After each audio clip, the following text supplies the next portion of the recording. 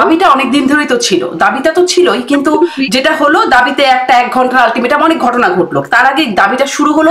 বিক্ষোভ আন্দোলনে পরিণত হ্যাঁ। হয়নি তো, দাবিটা এতদিন তো রাজপথে নেমে আসতো, একদমই। এখন রাজপথে আনার পর তারা হুট করে ব্যান নিষিদ্ধ করলে, তো এই অপটিক্সটা তো খারাপ। একদম। কারণ এটার অর্থটা কি, যে দাবি দিলেই কিছু একটা হবে, তো তার মানে যার যা দাবি আছে রাস্তায় নেমে আসো, আমাকে বাধ্য করলে আমি মেনে নেবো, এরকমই একটা জায়গায় গিয়ে পৌঁছাচ্ছে কিনা, যেটাকে আপনি খারাপ নজির বলছেন। এই যে আইনের মাধ্যমে সরকার আসলে এগুলো, মানে আপনি বলছেন দাবিগুলো জানানোরও একটা পদ্ধতি আছে, বা দাবিগুলো মানারও একটা পদ্ধতির মধ্যে যেতে পারে, যে এই নজিরটা স্থাপন করা আসলে যৌক্তিক হচ্ছে না।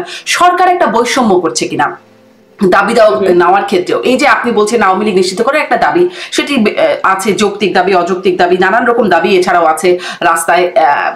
ধরি আমি যদি যে জগন্নাথ বিশ্ববিদ্যালয়ের ছাত্রদের দাবি, ছাত্ররা একজন বলছেন দাবি করতে করতে যে হাসনাতরা গেলে তাদের জন্য আপ্যায়ন, আর আমরা গেলে পুলিশের লাঠি পেটা বা কাঁদানে গ্যাস, তারা এই অভিযোগ করছেন। যেখানে আমরা দেখছি আসলে শীতল পানি দেওয়া হচ্ছে, খাবার পানি সরবরাহ করছে, 144 ধারা সেখানে ভাঙা মানার ব্যাপারটা খুব একটা সরব না পুলিশ, কিন্তু এই ছাত্ররা গেলে তাদেরকে আসলে লাঠি পেটা বা তাদের উপরে কাঁদানে গ্যাস, সাউন্ড গ্রেনেড ছোড়া হচ্ছে। প্রাথমিক শিক্ষকরা যখন আন্দোলনে যাচ্ছেন জল কামান ছোড়া হচ্ছে। সরকার কি পছন্দের মানুষ পছন্দের দাবি করলে মানবো, আর অপছন্দের দাবি হলে মানে তার জন্য ট্রিটমেন্ট ভিন্ন, এরকম একটা বৈষম্যের জায়গায় আছে মনে হয়? এটি এখন আলোচিত হচ্ছে বেশ। জি, এটা আলোচিত হচ্ছে এবং যুক্তিসঙ্গত কারণে আলোচিত হচ্ছে, এবং কারণটা হচ্ছে যে প্রথম থেকে আমরা দেখেছি একটা সরকারের দিক থেকে favouritism when it comes to NCP. এনসিপির আপনি লঞ্চ ইভেন্ট থেকে শুরু করেন বা এনসিপির প্রত্যেকটা ক্ষেত্রেও, যে মানে সরকার কিন্তু full support to the extent, অনেকে বলছে যে স্টেট স্পন্সার্ড এই পার্টিটা, এবং যে কারণে হয়তো এই সরকার কি আদৌ নির্বাচন এই সরকারের অধীনে হওয়ার ক্ষেত্রে নিরপেক্ষ কি না, সে ব্যাপারেও কিন্তু অনেক ধরনের প্রশ্ন উঠছে, যে এই ফেভারিটিজম যেটা ডিসপ্লে করছে। আমি অপটিক্সে রেস্ট্রিক্টেড থাকবো, কারণ অ্যাকচুয়ালি সরকারের ভেতরে কি হচ্ছে কি হচ্ছে না সেটা তো জানা সম্ভব নয়।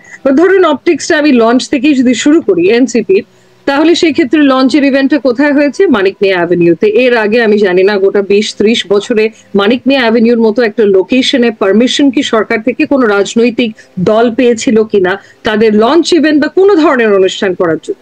তারপরে আপনি জানেন যে ট্রান্সপোর্টেশনের ব্যাপারটা, ওনাদের লঞ্চ ইভেন্টে দেশের নানা প্রান্ত থেকে কিভাবে এসেছে লোকজন, তাদেরকে ওই যে বাস রেকুইজিশন করে আনা হয়েছে, সেখানেও কিন্তু সরকারের সহায়তা ছিল, সহযোগিতা ছিল ফুল ফ্লেজেড। তারপরে ধরেন তাদের ওনাদের নেতৃত্ব যে দিচ্ছেন নাহিদ ইসলাম, উনি তো সরকারের ক্যাবিনেটেই ছিলেন, ওখান থেকে উনি রেজিগনেশন দিয়েছেন, ভেরি গুড, কিন্তু ওনাদের তো বাকি দুজন এখনো আছে। সো ওনারা কি নির্বাচনের ঠিক আগ মুহূর্তে রেজিগনেশন দিয়ে তারপরে জয়েন করবে? যদি তাই হয়ে থাকে তাহলে তো ফুললি মানে একদম ইন্টেগ্রাল পার্ট অফ সরকার হয়ে যায় এনসিপি।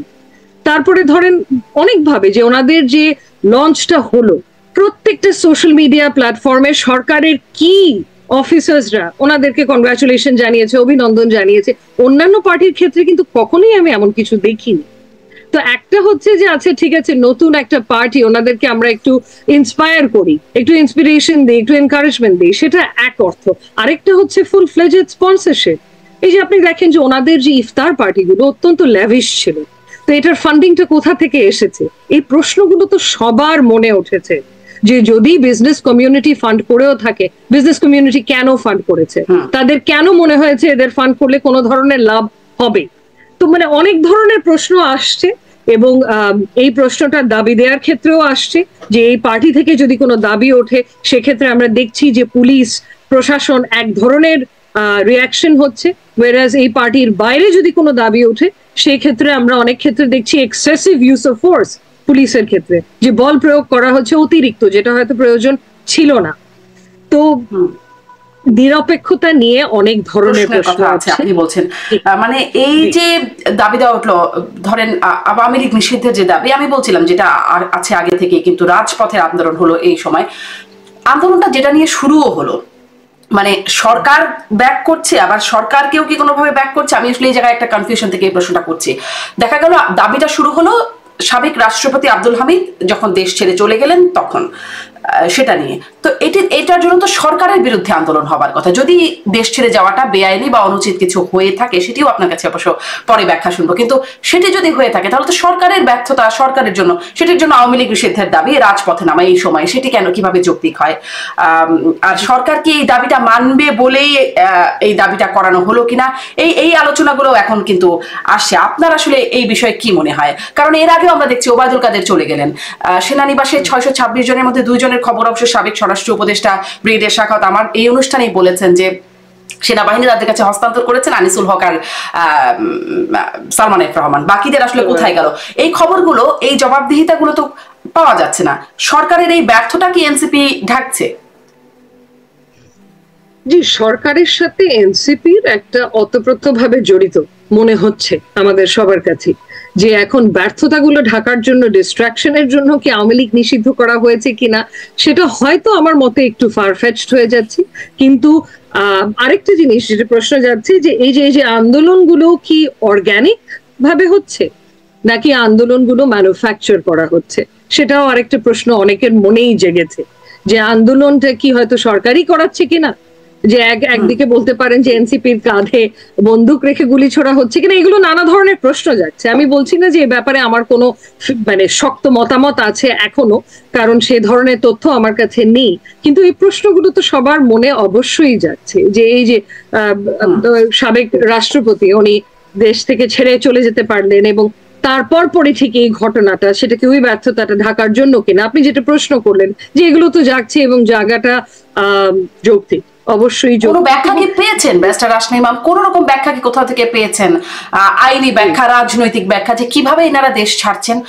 আর দেশ ছাড়তে কি আসলে রাষ্ট্রপতির ব্যাপারটা হয়তো ডিফারেন্ট, হয়তো বা ওবায়দুল কাদেরের ব্যাপারটা ডিফারেন্ট, কেউ পালিয়ে যাচ্ছেন, কেউ প্রকাশ্যে বিমানবন্দর দিয়ে চলে যাচ্ছেন, সেই ব্যাখ্যাটা একটু শুনতে চাইবো আপনার কাছে। কোনো ব্যাখ্যা কি সরকারের কাছ থেকে কোন রকম ব্যাখ্যা আজ পর্যন্ত পেয়েছেন, এটা কিভাবে যাচ্ছে, কোথায় যাচ্ছে? জি, না ব্যাখ্যা তো আমার চোখে পড়েনি, কিন্তু এখানে একটা প্রশ্ন হচ্ছে যে আইনের দিকটা আমাদের দেখতে হবে, যে ধরেন আমরা রাষ্ট্রপতির কথাই যদি বলছি, যে ওনার দেশ ত্যাগ করে যাওয়ার বিরুদ্ধে কি কোনো নিষেধাজ্ঞা ছিল বা কোনো ট্রাভেল ব্যান ছিল কিনা। যদি ট্রাভেল ব্যান না থেকে থাকে তাহলে তো আইনগত কোনো বাধা নেই চলে যাবার।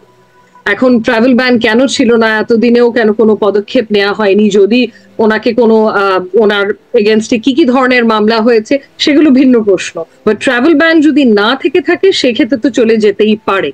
আর সো এই দিকটাও আমাদের দেখতে হবে, যে যারা ছেড়ে চলে গেছে, 4জন পুলিশের বিরুদ্ধে যে ব্যবস্থা নেওয়া হলো সেটা কি একটা অন্যায় হলো না?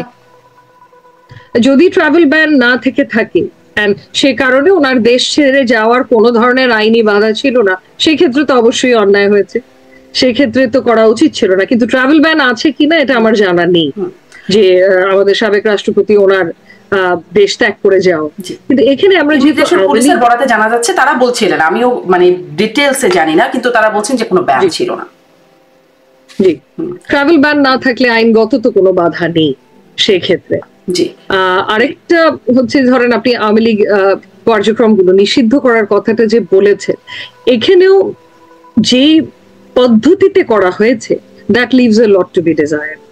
কারণ এখানেও কিন্তু আন্দোলনের সম্মুখে করা হয়েছে, মানে আন্দোলন করেছে বলে করা হয়েছে, যে কারণেই হোক না কেন, সেটা অর্গানিক হোক, ম্যানুফ্যাকচার্ড একটা আন্দোলন হোক, এবং তড়িঘড়ি করে করা হয়েছে, যেখানে ওনাদের যথেষ্ট সময় ছিল, এতগুলো মাস পেরিয়ে গেছে, যে এই ব্যাপারে সুচিন্তিত সময় নিয়ে কনসালটেশন করে এক্সটেন্সিভ করতে পারত। অ্যান্ড আরেকটা জিনিস আমি দেখলাম যে এখানে আমি জানি না আপনার প্রজ্ঞাপনটা পড়ার সুযোগ হয়েছে কিনা, স্বরাষ্ট্র মন্ত্রণালয় থেকে যে প্রজ্ঞাপনটা দিয়েছে, যে এখানে আওয়ামী লীগকে নিষিদ্ধ করা হয়নি, রাদার আওয়ামী লীগের কার্যক্রম, তাদের অঙ্গ সংগঠন, তাদের সহযোগী সংগঠন, ভাতৃপ্রতিম সংগঠন, এগুলোর কার্যক্রমকে, যাবতীয় কার্যক্রমকে নিষিদ্ধ করা হয়েছে, তাও টাইম বাউন্ড, যে যতদিন পর্যন্ত আইসিটির সামনে যে ট্রায়াল গুলো আছে সেগুলো যতদিন পর্যন্ত নিষ্পত্তি না হয় সেই সময় পর্যন্ত একটা নিষিদ্ধ করা হলো।